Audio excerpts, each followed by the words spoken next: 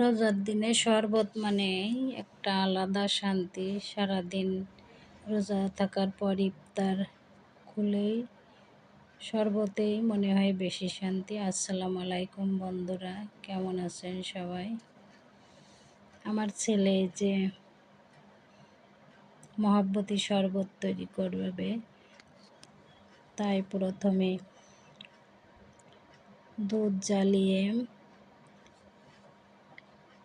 ফ্রিজে নরমালে রেখে ঠান্ডা করে নিয়েছে। তারপরে যে আগে সে দুধ বের করে ফ্রিজ থেকে দুধ দিয়ে দিল, তারপরে চিনি দিয়ে দিচ্ছে। মিষ্টিটা যে যার রুচিসম্মত দিবে। তারপরে যে তরমুজ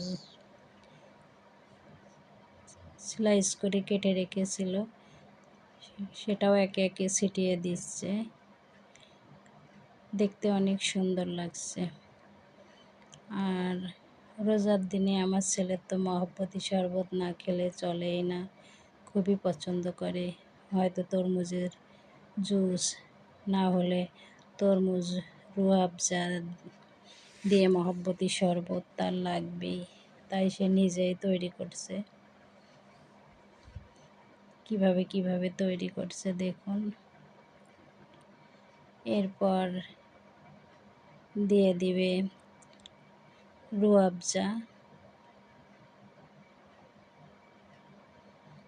রোজার দিনে আসলে শরবতই বেশি মজা। ইফতারে তো প্রথম ইফতার খুলেই খেজুর খেতে বেশি মজা, তারপর ভাজাভুজু যা খাওয়া যায়, আর শরবতেই শান্তি। আমার তো তাই মনে হয়। এরপরে যে রুয়াবজা দিয়ে দিচ্ছে।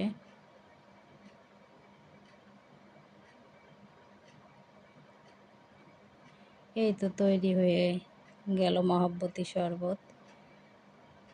এই শরবত খেতে আপনারা কে কে পছন্দ করেন অবশ্যই কমেন্টসে জানাবেন।